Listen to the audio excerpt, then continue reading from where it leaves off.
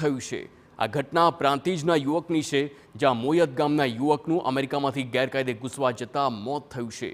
તો નિકારાગુઆથી લઈ અમેરિકામાં પહોંચવા માટે એજન્ટ દ્વારા ગોઠવણ કરવામાં આવી હતી। દોઢેક માસની સફર દરમિયાન યુવકની તબિયત લથડતા નિકારાગુઆમાં દાખલ કરાયો હતો।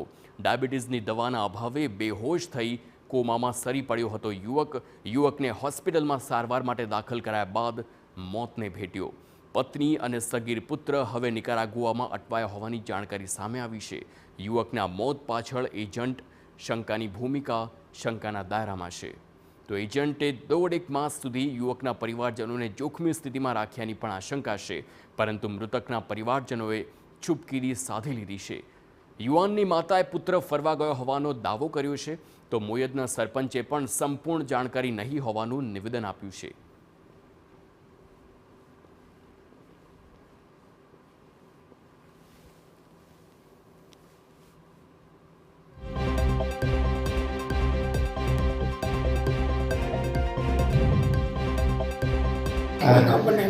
લકી પાછી કેટલા મહિના પહેલા જતા રહેતા લોકો? 2 મહિના થાય ભાઈ, ખબર નહીં કશું। શું કહીને ગયા હતા? ફરવા જઈએ છે ને, તો બીજું કોઈ મને કીધું નહીં। કોણ કોણ ગયા હતા?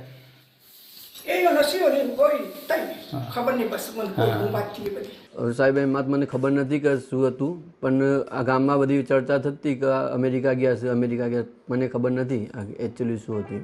શું સમાચાર આવ્યા હતા? આવું ફરવા ગયા છે ને આવું બનાવ બન્યો છે, શું બનાવ? એક્સપાયર થઈ ગયા છે।